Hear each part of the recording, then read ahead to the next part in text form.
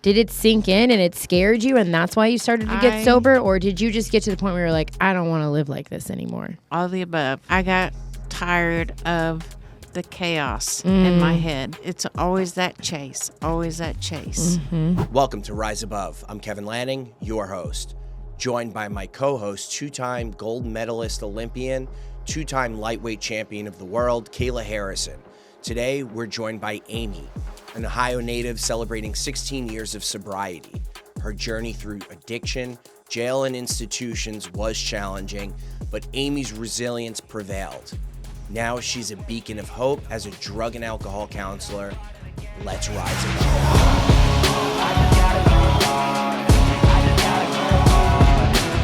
Amy, welcome to Rise Above. Welcome, Amy. Thank you. So for the listeners and Amy, this is my aunt. So we obviously go back a minute.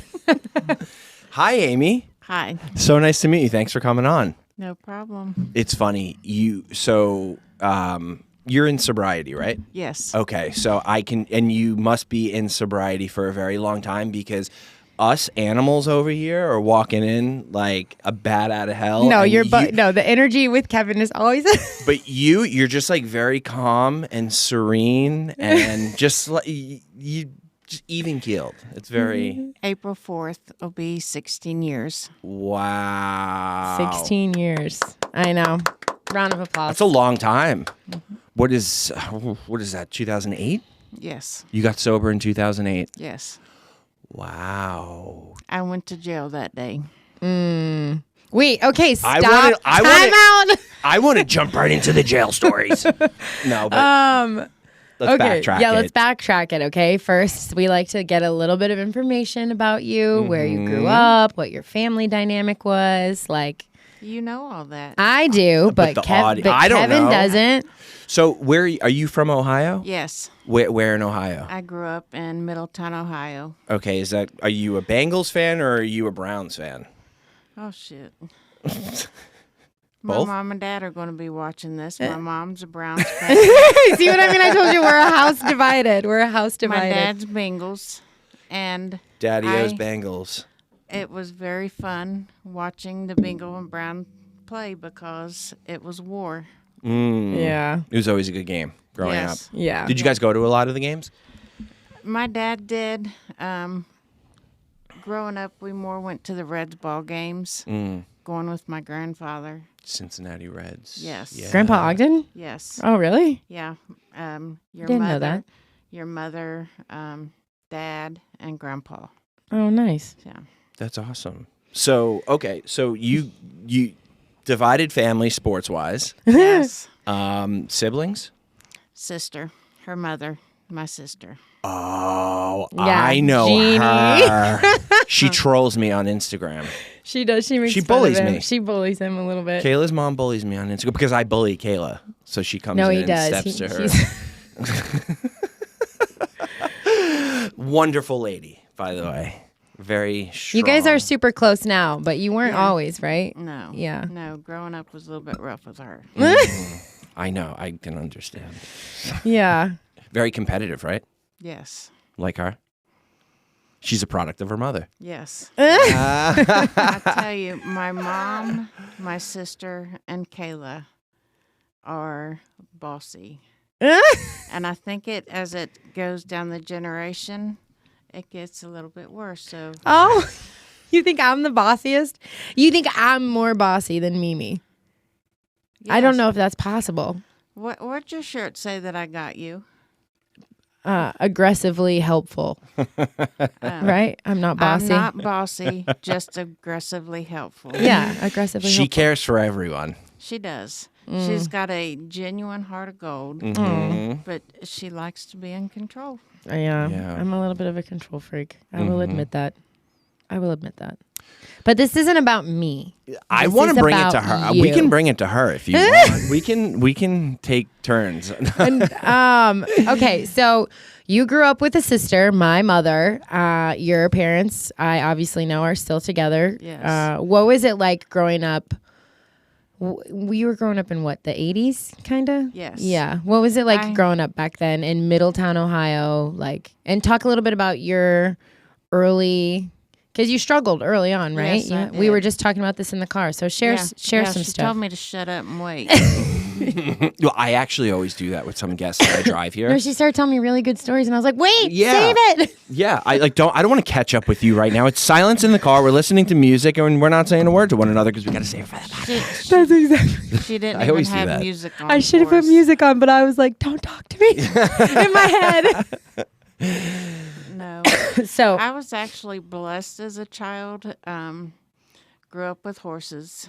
The only biggest problem I had was I had Dad come to school when I was in the 3rd grade, found out I was sitting in a box desk, and he about tore the school down. A teacher used to call me daydreamer. you were sitting in a box desk, like isolated by I yourself, was isolated by myself. because you were daydreaming, or what? When a teacher would, like when I'd get confused or wouldn't understand something, I would drift off. And nobody would relay that to Mom and Dad. But he'd come like a Parents' Day, Dad come, and he seen me isolated, and the shit hit the fan. And that's when they started testing. I had a shitty psychologist. When I had audio perception disorder, but I wasn't diagnosed yet. But the way how I heard things, it wouldn't connect with my brain. Yep. I couldn't process it. And the family doctor I had told my mom that I would just have a low IQ, teach her how to quilt. Oh my God. And my mom was like, well, fuck that. Go, Mimi. My mom is a fighter and went through to another psychologist, and that's when they started the testing and found my learning disability. I had to have speech. I was put in, this is when it got tough at school, but they put me in a class with people with learning disabilities. Oh, yeah. That's when they didn't call it bullying back then, but I was bullied. I was singled out. Come closer to the mic. Or you can bring it down. Let me bring it You down. can adjust it right to your face. Yeah. That's Yeah. perfect. Sorry. I'm sorry, I'm a rocker. No, you're good. You're good. Ohio You're good. coming out. Yeah. So you were bullied in school. Do you remember the first time, or do you remember a specific time being bullied and like what happened? Like people walk by and look at her. She's a retard. She's in the retard man. class. Oh my God. And I would whoop somebody's ass. So at a very young age, you were already feeling not a part of, yes. and as an outcast, and acceptance wasn't there from other kids that you were going Your to school peers, with. yeah. Yes. Okay, so that started at a very young age. But you felt supported at home. Like Yes. Mimi and Poppy had your back. It was just, But your mom I'm- and dad had your back. I got to stay professional. No, you're good. Who cares? They got it. Audience, Mimi, yeah, we got You're it. okay. All right. I never shared that.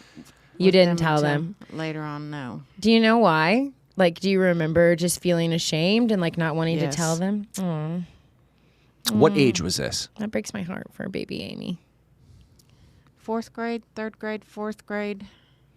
Okay, so you're like 11, 12. Okay. Those are like prime years. I feel like 8, 9, 10, 11 is like really, 6th grade, 7th grade, 8th grade. No, you're starting to figure it out. You're starting to think for yourself. Yeah. You're starting to like find your way a little bit. Right. That's so, how I feel about Kayla anyways, like she's kind of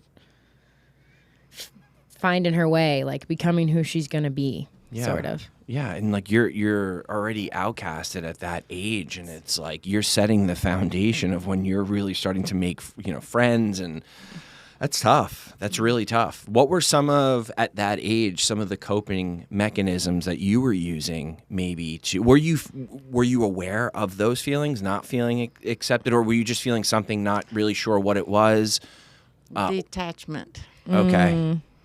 And then plus I I had the horses at home, so That was your getaway. yes. Escape. That's a good, Yes. healthy coping mechanism. Were you messing around with drugs and alcohol when you were younger? I don't know. I was very sheltered from a lot of your story growing up, so I don't really know exactly what all went down, to be honest.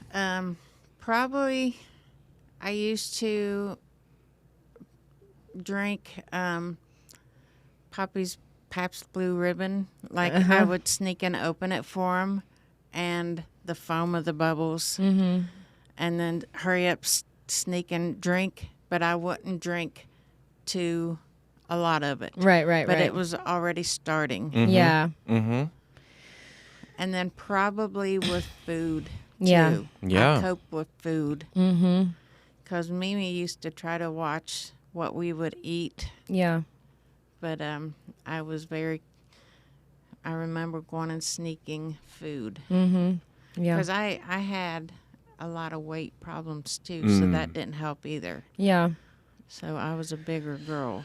Yeah. A lot of the times we talk about all the different symptoms. So if it's not, obviously an escape doesn't necessarily just have to be alcohol or drugs. It Right. could be, food. It could be, even there's just that action of escape, Yeah. And I feel like you were experiencing that at a very young age. And what was high school like for you? I was a lot better in high school because I was just with a tutor, so I had some friends, but I also was introduced to pot. Oh, okay. So you started smoking. Mm-hmm. Nice. And I was smoking cigarettes, too. Cigs. What kind of cigs? Marlboro. What kind? Reds? Yes. Oh, yeah. When did Hundreds? you first? You were smoking hundreds. No. No? Regs? Nice. When did you start smoking, Amos? Probably when I was 15. 15. I had a friend that had a horse, and he was driving, and he wanted to come over and ride all the time, and that's the one that got me started smoking. Plus, Mike's brother Marshall would come over, That's my stepdad. Okay. and he was smoking. Yeah. But I didn't he- know you guys knew each other back then. Yeah, he lived down the road. Mike and Marshall did. Yeah, they lived a couple houses down on Strebe.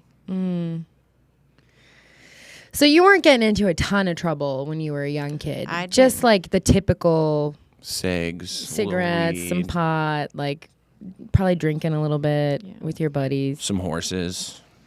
Yeah. Yeah. So Nothing too crazy. so then what happens?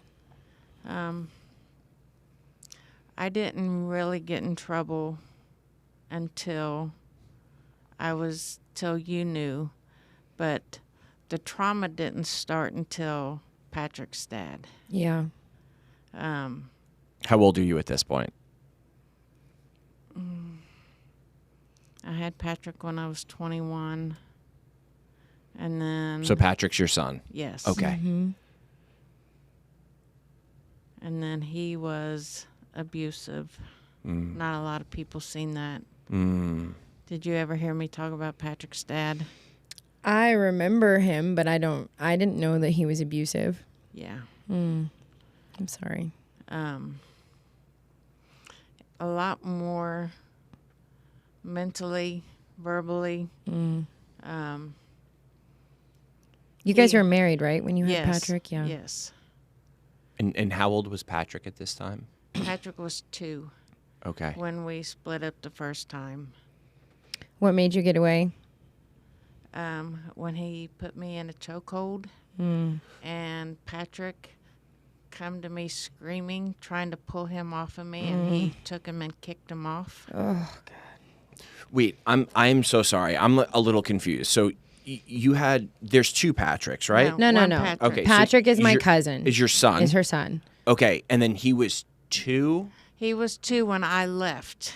When she left her Patrick's dad, Okay. Yeah. His okay. name was Mike. Okay. which is Mike. also my stepdad's name. Okay. Which is confusing. Yeah. Okay. And then so then the Patrick was abusive. How old was No, Patrick? No. Patrick was her son. Yeah.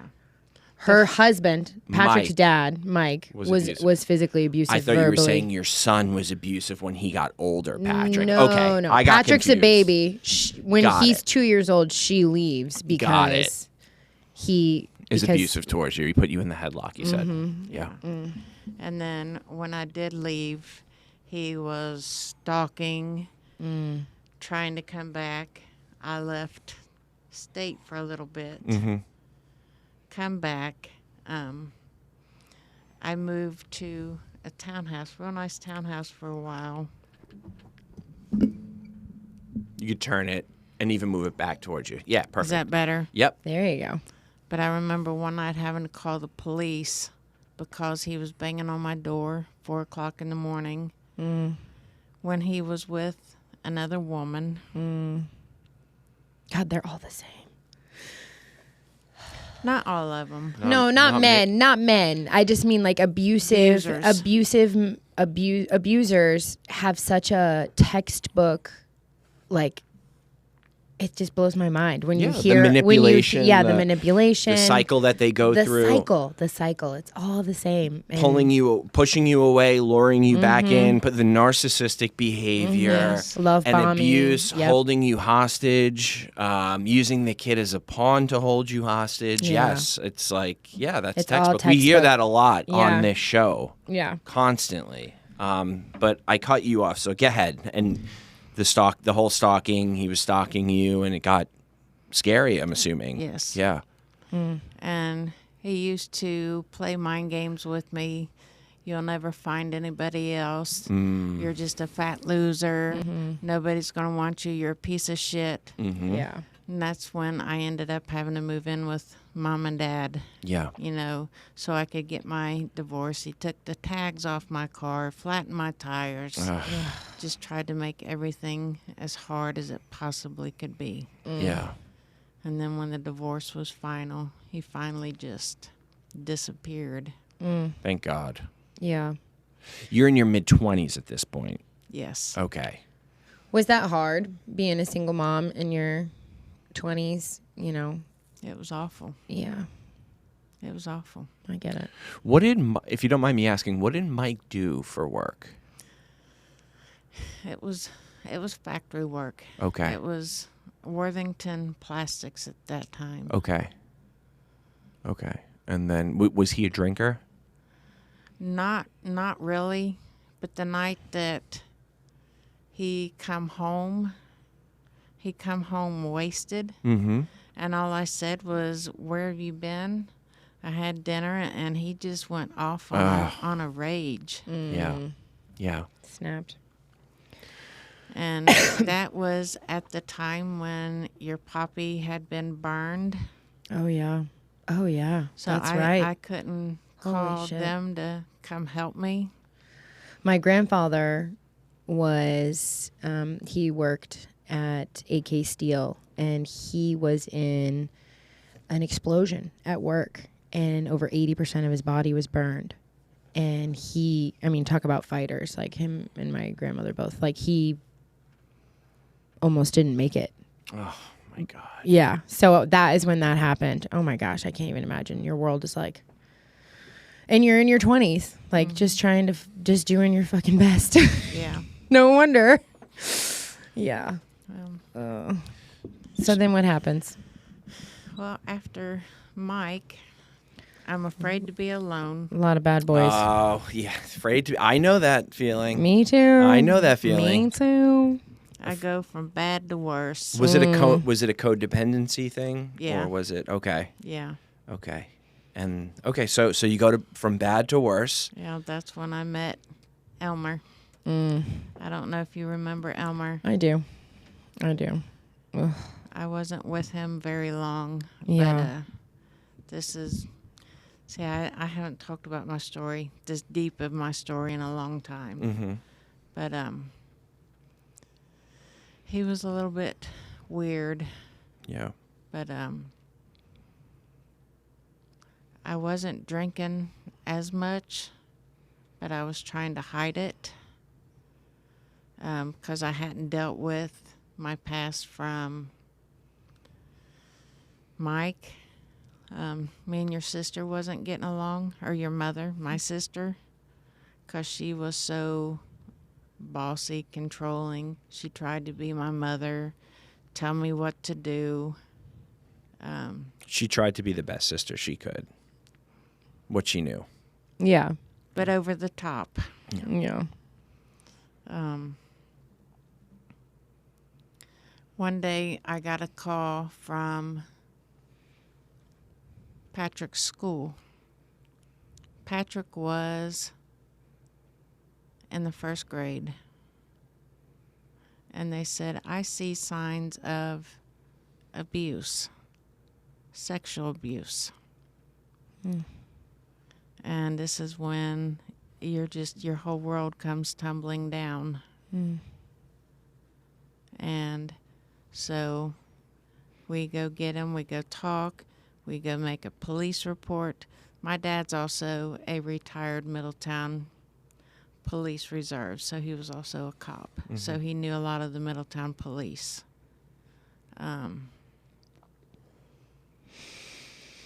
They interviewed Patrick. I also had to take Patrick to it was called Children's Diagnostic Testing, which they can get anything out of a child without them even knowing. I was already away from sicko. I'd moved back in with my mom and dad.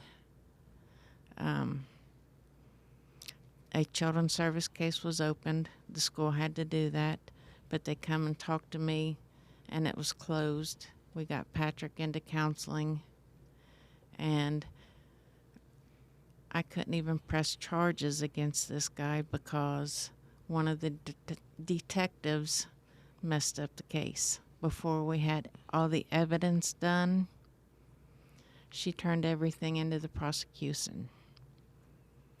And her name was Don't. Yeah, we can't. It's okay. It's okay. You didn't say the whole name. So Got to dodge those lawsuits, you know. So you're Sorry. I'm still very bitter about that. Yeah, I mean, your son had been abused, and I'm sure, like, you've already been through the ringer. You're find yourself in another fucking rock bottom, and Yeah, I mean, what's it? I can't even imagine. I've obviously, so you know my story. You know that I was abused, but Yeah. I've never been the parent. Like, what's that like? I can't imagine how helpless and. I can't imagine. What goes through my mind is, why didn't I know? Why didn't I know? Why didn't I protect my child? Why didn't I protect my child? But abusers know what they're doing, you know. They're predators for a reason, and it's not your fault. But as a mother, I mean, that's... No, it's hard. Yeah, that's tough. I mean, I've never been through it. I couldn't imagine. I have no problem doing a life sentence for my daughter. Plain and simple. I have no problem giving up my life for my daughter. Not even a question. I thought about that. I couldn't even imagine what you were going through. Yeah.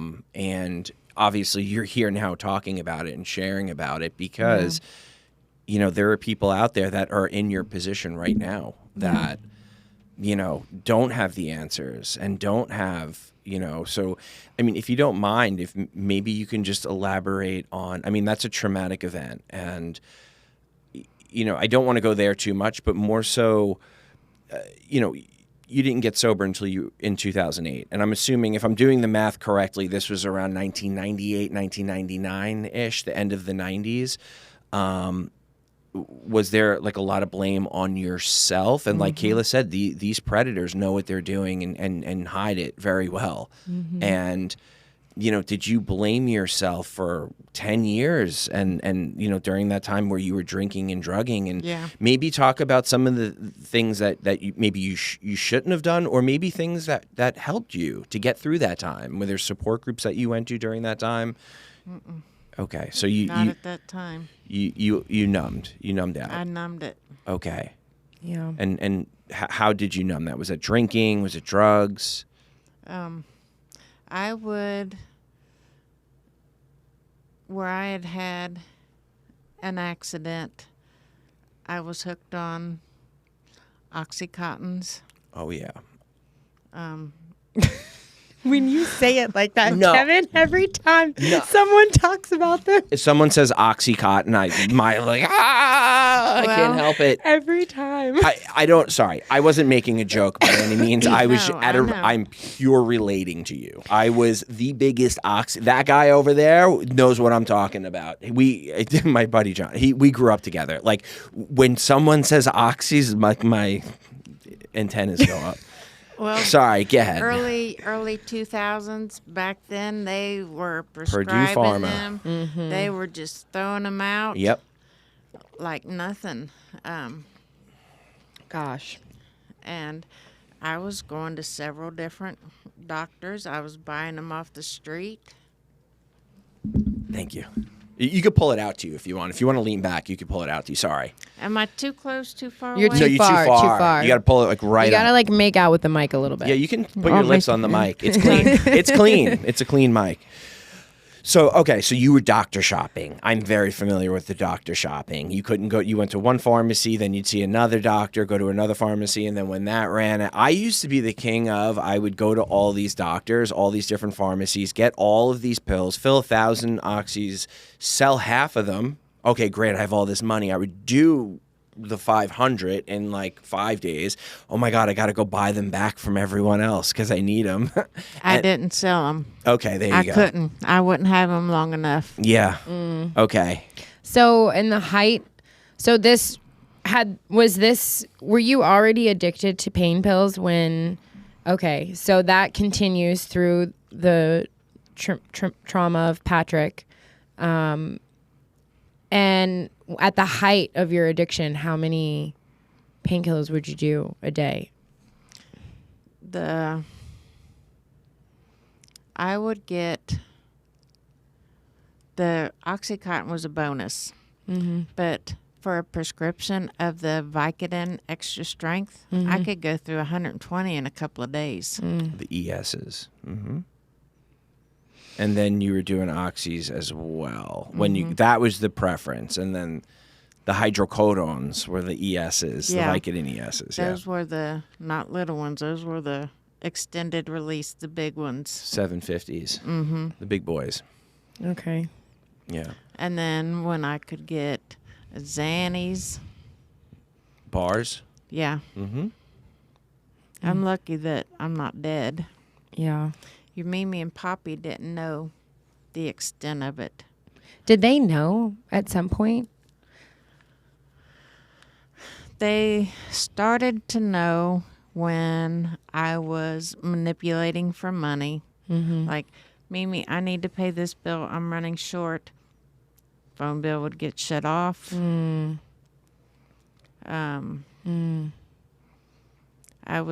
My favorite drink used to be Southern Comfort. I was drinking whiskey because I didn't want to go through the dope sick. Yeah. You don't die from that, but you feel like you're going to die. Yeah.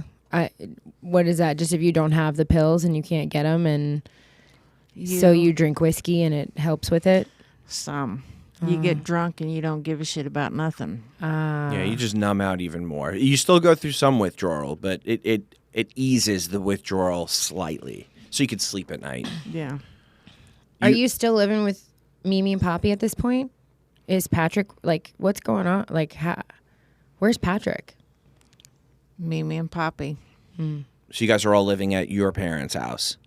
Okay. And what were some of the signs that, were people starting to intervene in your life? Like, yeah, probably money was an issue if you were buying them on the street.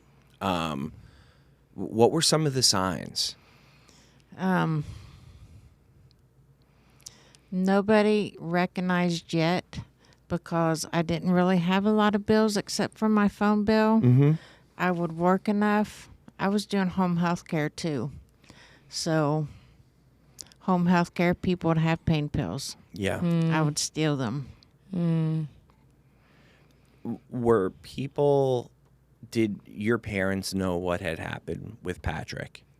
Yes. So were they giving you a pass almost and looking the other way for a while? Probably. Yeah, I'm sure subconsciously, right? Yeah. I remember it was like a death in the family, kind of, you know? Like, no one ever really talked about it, but everyone was always really... I mean, I was a kid, too, but everyone was really, like... no one talked about it, and it was very hush-hush, and, like...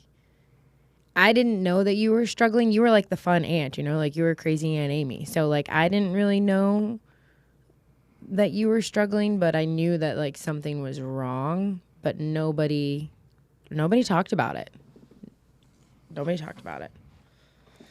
Which I think was a problem, right? Like, if we're being honest and we look at our family, like, yeah, you can't sweep that shit under the rug. No. It doesn't help anybody. No. You got to bring it to the light. That's how you kill it. Yeah, that's how it loses its power.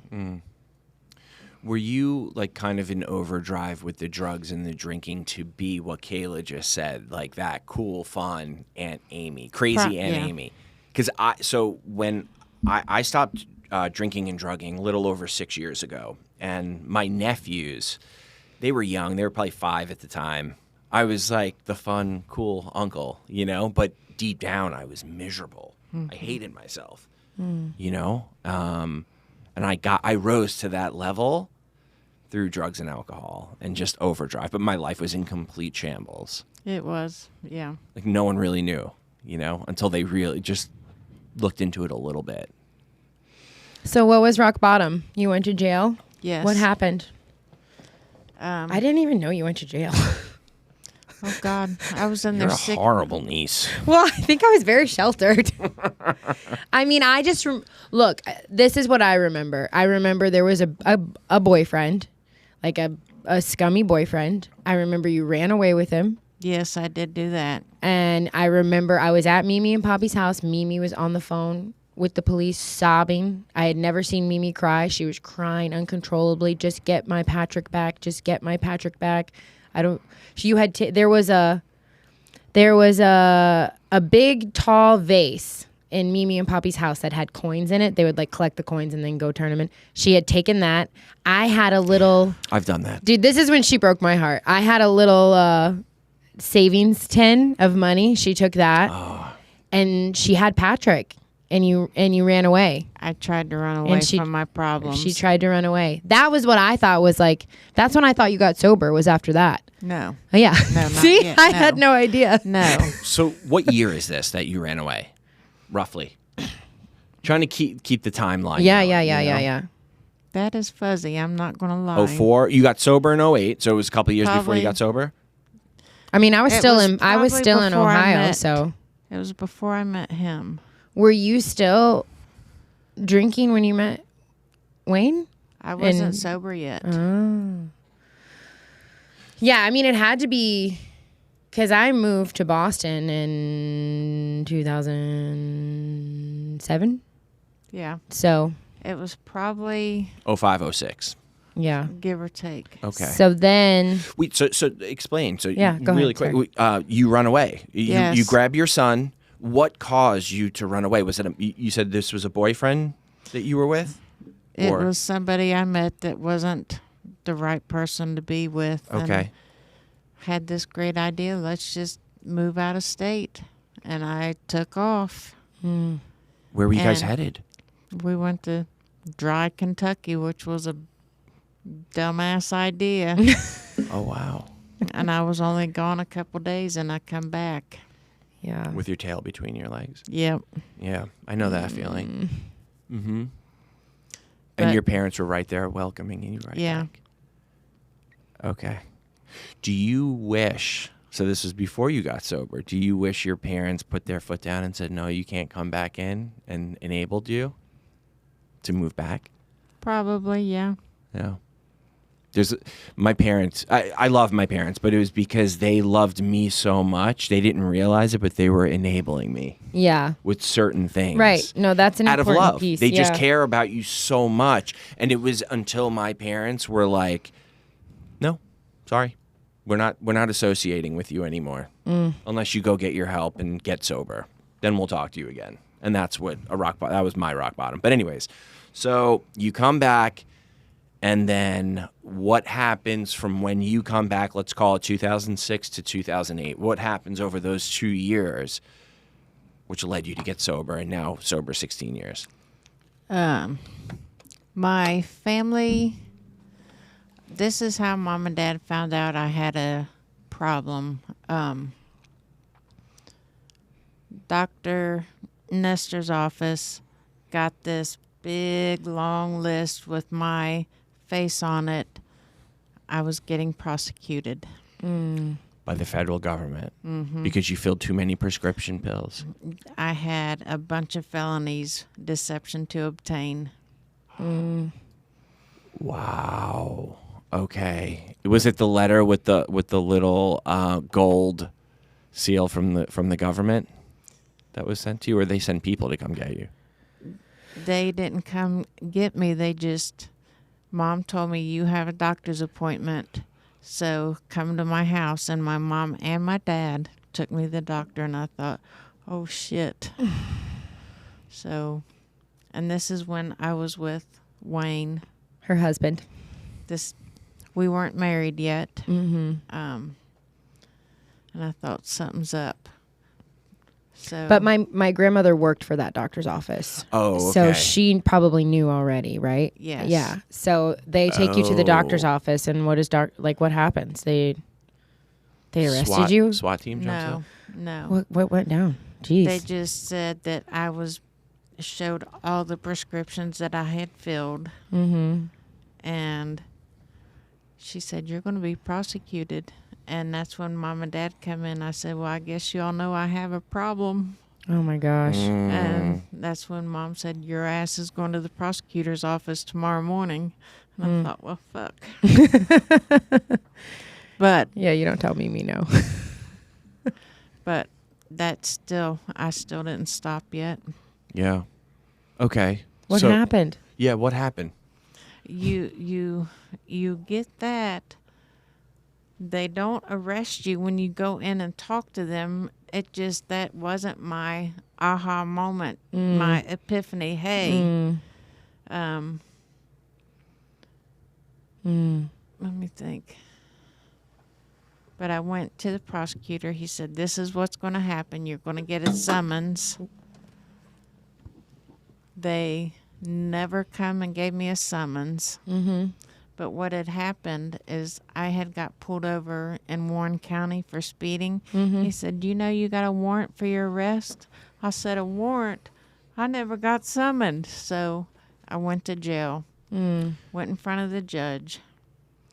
And this is when I first met Judge Spaeth. Scared the shit out of me because he's a big man. And so I had to go back to court. This is going to make you laugh. Probably you'll laugh. Mm-hmm. But when somebody asks you, because I was getting OR bonded, which that means you get out for free today. He says, if I drug test you today, are you going to be clean? I was scared shitless, and I just froze, and I just shook my head yes, knowing I was going to light that damn cup up like a Christmas tree. Mm-hmm. So I had to go to pretrial services the next day. And your mother found out about this, and she ate my ass up. But I had heard about people trying to bring in and pass a drug screen. Fake urine. Yeah, I've done it a million times. Oh, my God. I used to have a Whizzinator. But go ahead. Sorry, I'm cutting you off. Did you take fake pee? I tried. I failed terribly bad. Oh, did you? Wait, you took fake pee that was dirty, and you failed it, or you failed at getting the fake pee in? No. What'd you do? You spill it everywhere? What happened? Yeah, what happened? I had Patrick pee in a baggie for me. Oh my God, that's so Didn't know what I terrible. was doing, and then I thought, you dumbass, you're gonna fail anyways because he's on Adderall. Oh no. Oh my. But I went to the wrong place to drug test. Instead of going to pretrial, I went up to probation. So somehow I just slid right through. Oh wow. Oh wow. Look at that. And then Patrick told your mother, and she just ripped my Good for Patrick. Attaboy, Bubby. How old is Patrick at this time? He's 30. At No, the time? when... Oh, What year was it? I'll backtrack the math. it was 2007. So he's like 13, 14. Yeah, Yes. he's a kid. Yeah. He's young. That was my hardest relationship to rebuild, by the way. We'll get into it. I want to hear all about it. Jeez. So, okay. So the whole pee test debacle, you end up going to jail over it? Not at that time, no. Okay. When did you go to jail? Yeah. Well, when did you get sober? Yeah. I want to hear the goods. Let's get to the good part. Well, let me tell you about Let's get to one the time. rising above. Yeah. Go ahead. So my aha moment. Remember when Poppy had his knee surgery? Which one? Yeah. The first, yeah. One of them. But Yeah. he had the Percocet. Got up, went to the bathroom. Mm. I grabbed him. I had to go to probation the next day. I got violated. I had 7 years of prison hanging over my head, too. And you didn't care. Well, that's that. My Yeah. way of thinking's not right yet. Yep. Well, that's what woke me up. That was my bottom. Yeah. But my sponsor and her husband used to tell me, you think you're at rock bottom, but there's always that trap door at the bottom. You can always go farther. Yep.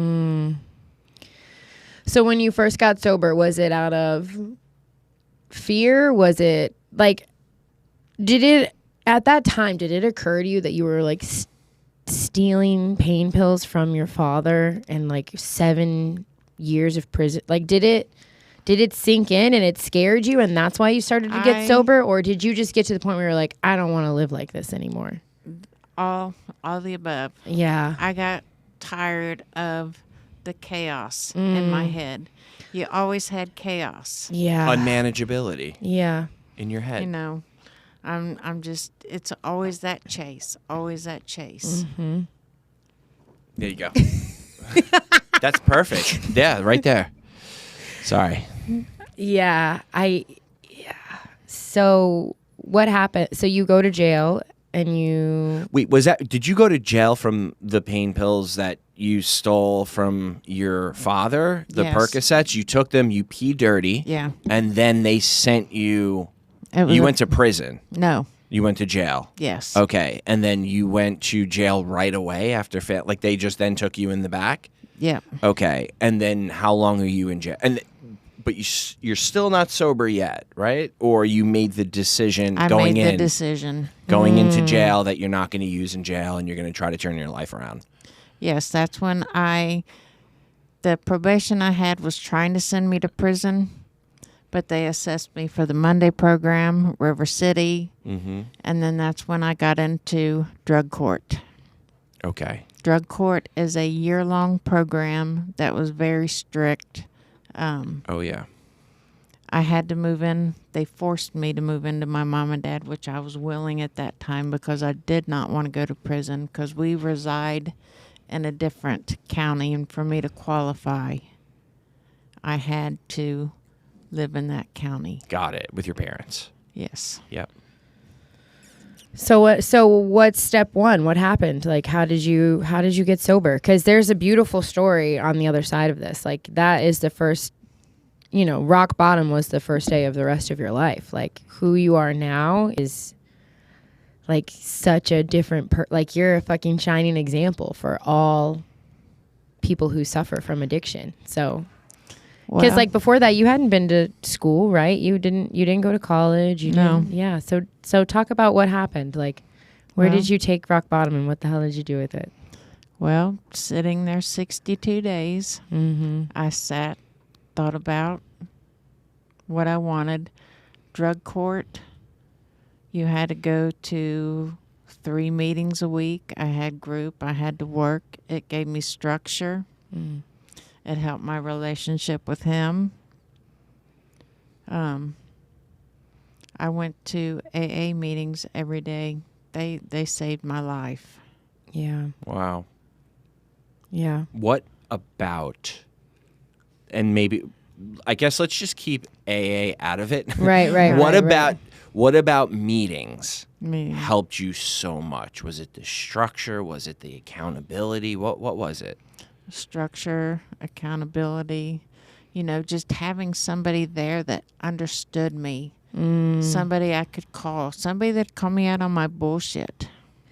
We talk about that a lot on this podcast, how that's such a powerful thing, having connection and having someone see you and meet you where you're at. Because Mimi and Poppy have never been addicts. They don't understand, my mom doesn't, your sister doesn't really understand.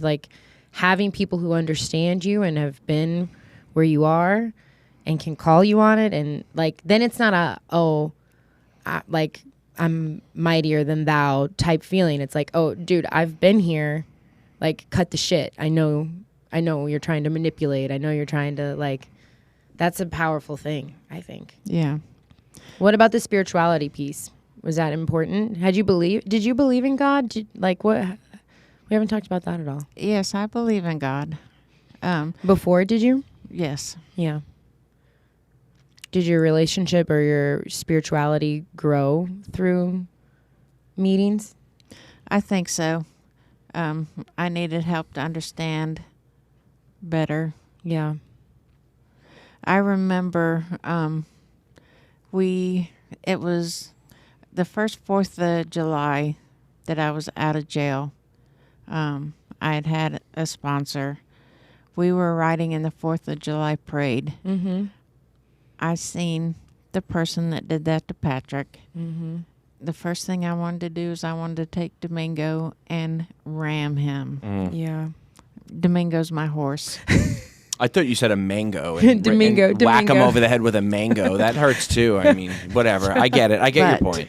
I seen Patrick and Wayne having a good time laughing. Yeah. And I thought, I can't do that. I need to just block so Patrick don't see. Yeah. After the parade, I went to a meeting. That's a first. Oh my God, I love that. That's powerful, dude. Well, I had to process what I went through. Yeah. Because I had rage. Yeah. And my sponsor says you need to pray. I said, how am I supposed to pray for somebody that is sick and twisted? Yeah. And then that's when she introduced me to the sick man's prayer. You have a good sponsor. Yeah. She used to piss me off bad. That's a good sponsor, though. That's what a good sponsor is. You want to know what, though? You were just in awe, and me too. No, I literally just got goosebumps when you said after that happened, you went to a meeting. Holy shit. And you didn't do it, but the miracle was that you put your son first. You thought about your son first, and you that's a very mature thing to do. Yeah. And look, I'm a addict. I'm very selfish, and I can be very selfish, especially when I was newly sober. Early in recovery, the first thought in my head is a selfish thought, but it's I'm divorced, right? And sometimes I want to go at my ex, but it's about my daughter. And I mean, this is not to the magnitude of what you were talking about, but that even just speaks to how mature you were in that situation and how you were really that willing to change. So kudos to you. That took a lot of practice. That's amazing. Now, how long were you sober? So you said you had just gotten out of jail. So you were fresh. You were a fresh little baby sober Amy in that and you're boom, right out of jail, going in the 4th of July parade in freaking Trigger City. Yeah. Wow. How long were you in jail for? 62 days. 62 days. Okay. And then plus I had the Butler County Deputy Mounties behind me, and which I knew one of them because she was one of the COs. Yeah. That was God. That was God. 100%. So then what happened? When did you start? So I don't want to tell your whole story, but how long were you in the program before you decided to go to school? And I started going to school in 2013. 2013. That's when I started my associates. And you were sober for 5 years. Mm-hmm. And then made it, you were like, what made you decide that that's, so tell everyone what you do and like explain it a little bit. Because to me, it's just it's so powerful. I am a licensed chemical dependency counselor. I had to take my test twice because I'm special. but you passed it. Yes.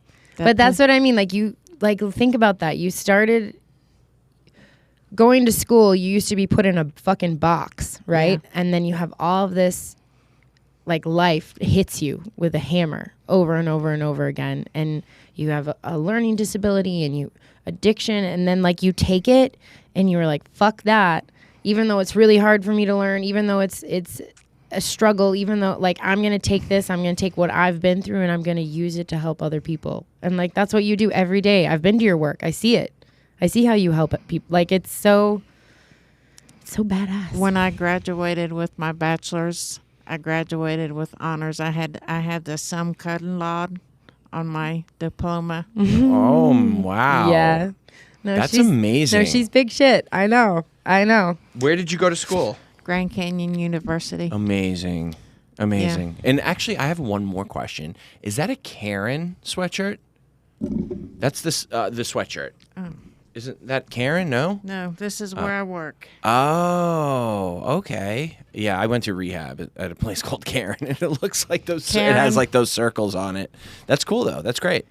That's amazing. Do you love what you do? Yes, I do. You help a lot of people, I'm sure. Yeah, I can call them on their bullshit because I can flip my brain back. Yeah, you know that. But that's the beauty of. We were just talking about a program a few minutes ago, and when you are cut from that fabric, you can sniff bullshit. Yeah. And you know the tricks, you know the manipulation. Like for me, my first year of sobriety was brutal because I was trying to manipulate my sponsor, the people in my support group, and nobody. I mean, my parents, you said it, like with your parents, they didn't know, they weren't addicts or alcoholics. And you know, my parents, I could run circles around my parents. People at work, I can run circles around people at work. Anyone, you know, but when you're cut from the same fabric and the people know the games at the meetings.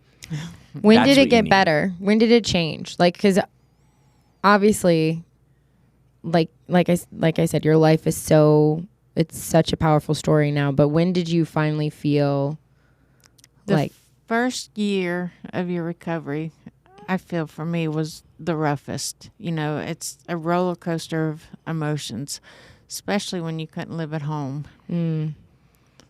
But it just, everything subsides. It gets easier. It gets better. You know, the harder you work, yeah, you know, blessings come. Yeah.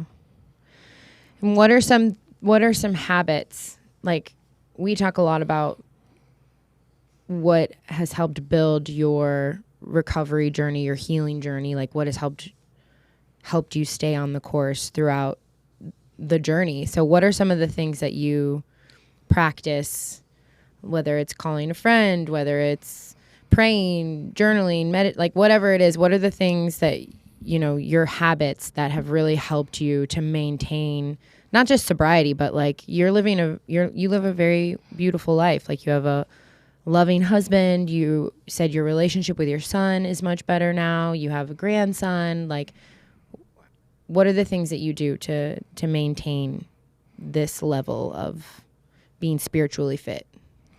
I still keep in check with meetings. I keep a structured life. I take care of my sobriety. You always got to remember for myself, if my recovery doesn't come first, everything I love comes last. Do you have a higher power in your life now today? God's my higher power. That's amazing. Are you big on praying and meditation and? I have Jesus Calling that I like to read every day. It's a daily devotional. Yeah. I have that one too. And the daily reflection. I like the daily reflection too. Yeah. You're in the program. What was, and share whatever you're comfortable with, what was the amends process for you like? And amending with yourself, I feel like. Myself was the hardest. Yeah. Because if you can't forgive yourself, how can you forgive others? Or even love yourself. Mm-hmm. Mm. What was that process like? You have to practice. You got to rebuild your self-esteem. Positive affirmations. Yeah. We say, positive affirmations a lot. Yeah. Yeah, that's huge. We were just talking about it. Yeah, it's so important to... There's a big difference, I think, between, like, liking yourself and loving yourself. You know, like, really, truly being able to look in the mirror and say, like, I love who I am and what I do. And you talk a lot about esteemable acts. I love that. Like...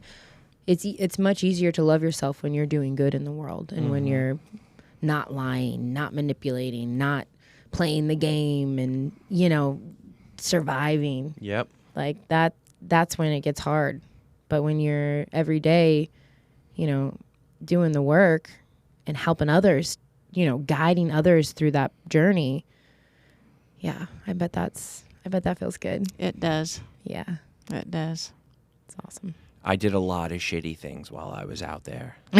No, seriously, like I wronged so many people, and I had it embedded in my head that I was a complete piece of and like like breaking away from that and amending with yourself is very tough. So kudos to you. And what was it like with Patrick and that relationship? And it sounds like you guys are full circle now. No, you're super close now. So how was that journey?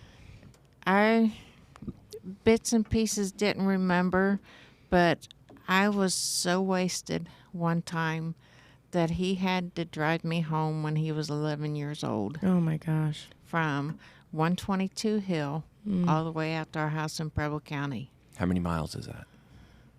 Far. It's far. Probably 12, 14.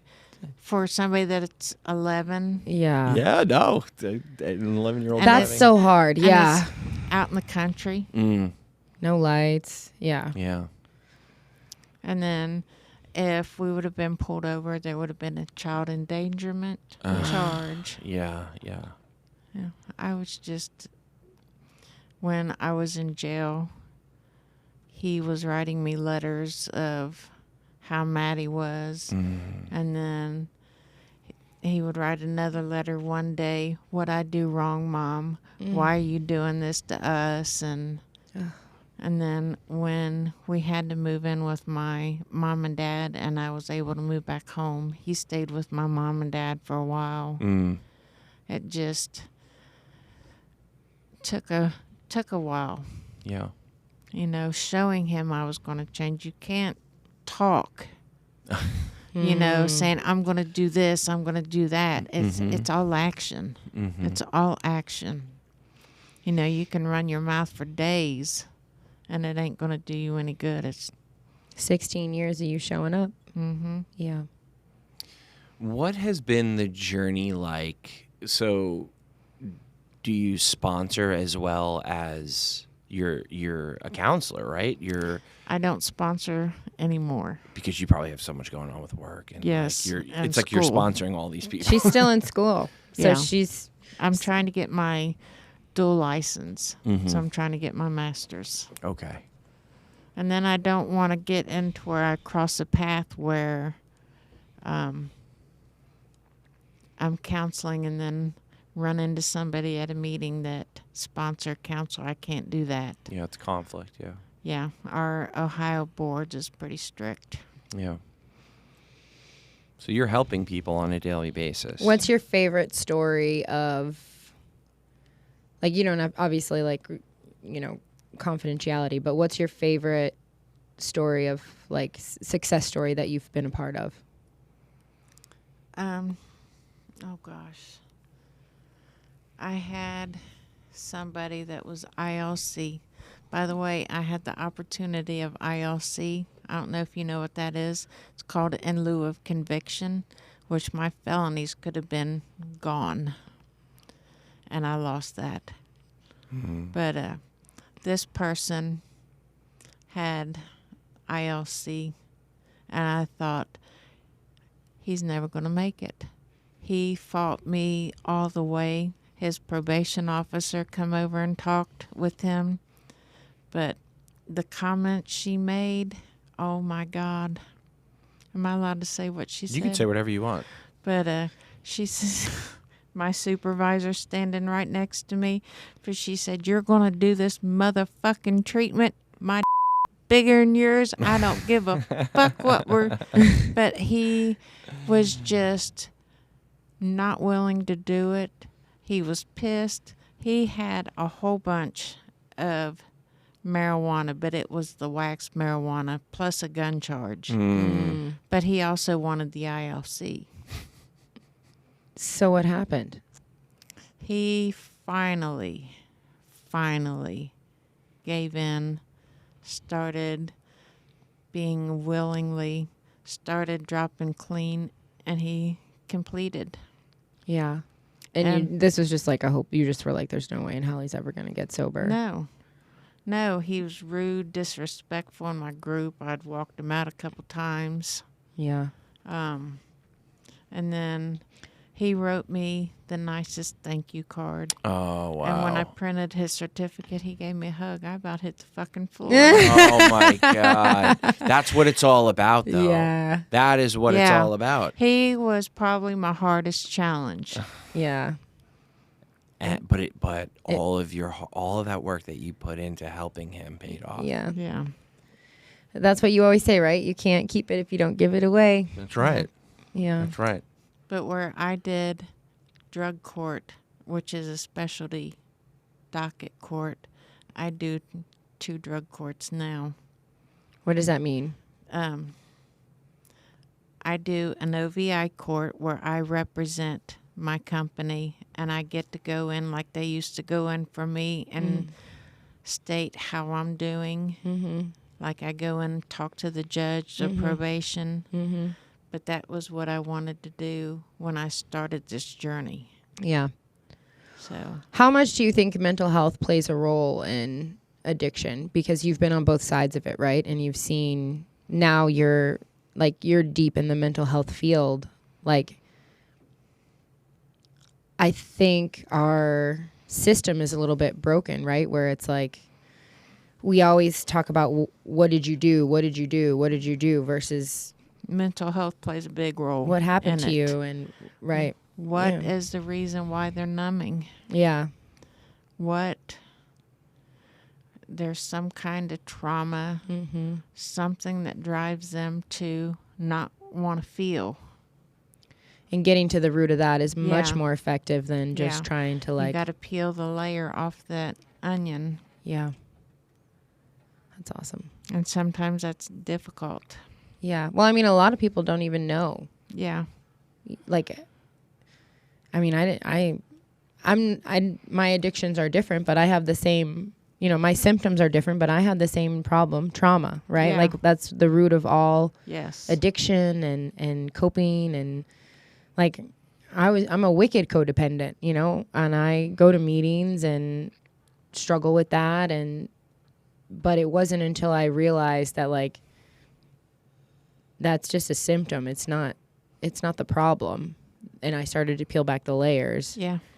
That I realized like, oh yeah, like first healing starts within. Like you can't just stop taking pills and expect that life is going to get better. Like there's so much inner work that has to be done. There's still the void. Mm-hmm. Mm-hmm. Did you try to fill that void with other stuff when you first got sober? Like, did you find yourself watching porn? Kevin? Sorry, I had to throw it out there. I do not know from experience, I swear. Sorry. Yeah. I went to meetings every single day, sometimes twice a day. That's awesome. That's amazing. That's awesome. I had to. I was scared. Yeah. I was scared. I get it. I mean, well, I don't get it, but I can imagine. Yeah. Like, you're holding on for dear life. Yeah. What was the most eye-opening thing, peeling off the layers of the onion that you just talked about? What was the most eye-opening thing for you that you learned about yourself during that process? Just being able to talk about the Patrick's abuse and just saying that it wasn't my fault. Yeah. So awareness, essentially. That's powerful. Having the awareness and knowing your self-worth. Yeah. That's amazing. And 5 years later, I got to be the guest speaker for drug court graduation. And I asked Patrick, I said, are you okay with, I said, sometimes every now and then I worry about the abuse. I said, that I didn't get you away. I didn't protect you. He says, Mom, you're my hero. You got me away from him. Oh my God, that's amazing. Yeah, that had to be so, yeah. I love that. He loves you. No, they're so tight. They have such a good relationship, and it's so beautiful to see. Oh, that's so amazing. Like, yeah. Every other weekend we have card night with my mom and dad. Now that's comical. And he's a father now, and to see him, he's, yeah.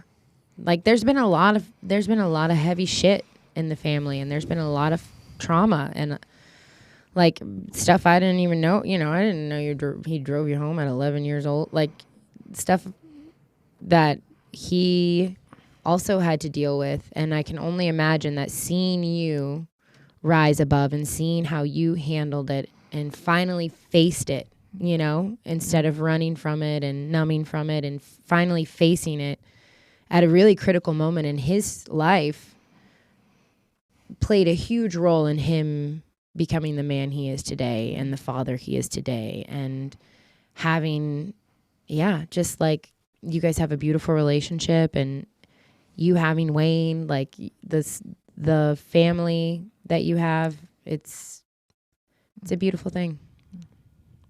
Yeah, me and Wayne almost didn't make it either. Yeah, I'm sure. Yeah. That's Did Patrick have a boy or a girl? He had a boy. How old is the young boy now? He's 8. He's 8. Elliot Tate. We call him Tater. Tater.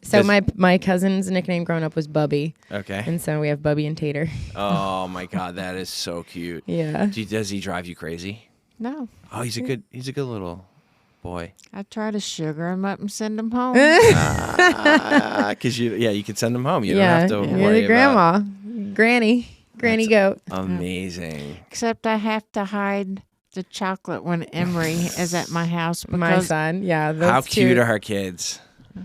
He's funny, Emery. Emery got sick last time he stayed at my house. Yeah.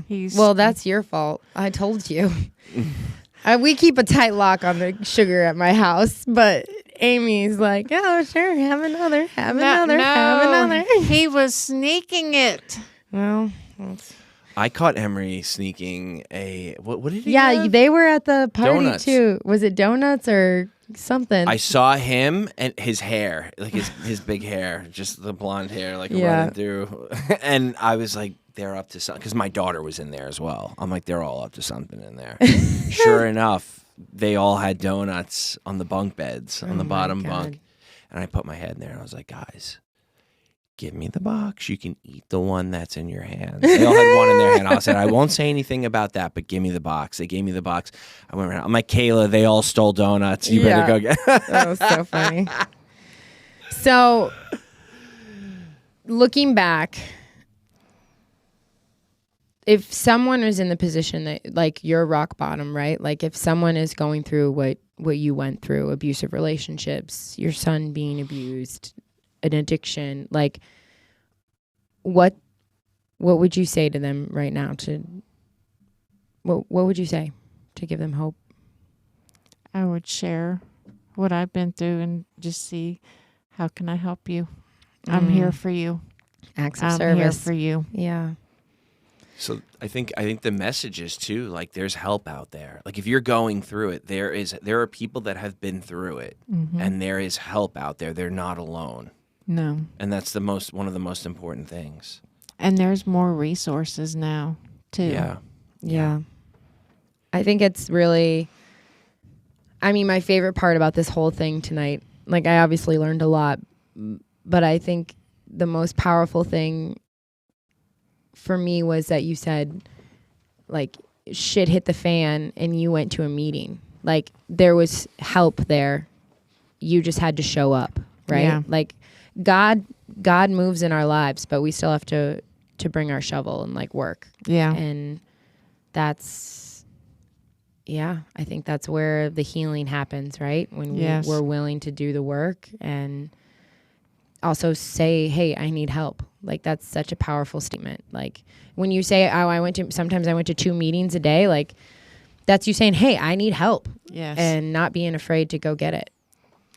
And see, like, if I was struggling, it's not fair to dump it on mom or dad or Wayne or anybody because they don't understand. Yeah. Dump it on people that do understand. Yeah. Yeah. That's why it's such a successful thing, right? Is because there's a camaraderie, there's a tribe, and I have learned so much since starting this podcast, hearing other people in recovery talk about, like, yeah, man, this guy stayed with me. He was with his family, and I said that I really wanted a drink, and he said, come meet me at this diner, and he stayed with me until 1:00 in the morning until that feeling passed. That was me. Was that you? Oh, yeah, all these guests we learned so much about. That was me. Come on. No, I'm kidding. It was me, but that's fine. But that's what I mean. Like, that's, like, such a powerful thing, though. Like, Yeah. No, it is. there It's are people beautiful. out there, and, like, I think what's so powerful about it is, like, you are one of those people now. Yeah. And you are one of those people now. And I am not one of those people now, but I would be if they needed me. But, like, yeah, but that's why it works. Well, I think this is also a good time to reiterate, because you said it before too, drugs and alcohol, those are all symptoms. Mm-hmm. You are cut from the same fabric that we're cut from. We all are. And we just have different symptoms and different impulsive decisions that we make. But just to touch upon you went to a meeting that Kayla was saying, the smart feet and the mind follows. Yeah.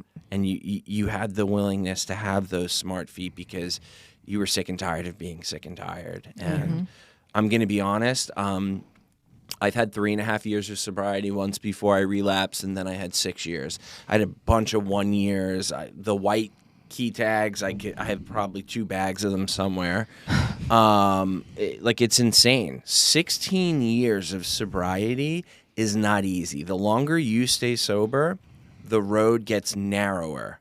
And I want to say it's because of people like you that make it so readily available and accessible for people that came in after you, like myself. So I want to thank you for staying sober and being a power of example to younger sober people like myself and my other sober peers. So Yeah. you're doing great. You're helping more people, even just being on the podcast and Being open, being vulnerable. Yeah. You're a miracle, and I want to thank you for being on tonight. And Yes. You're welcome. Thank you you're so amazing. much. Thank you. Awesome.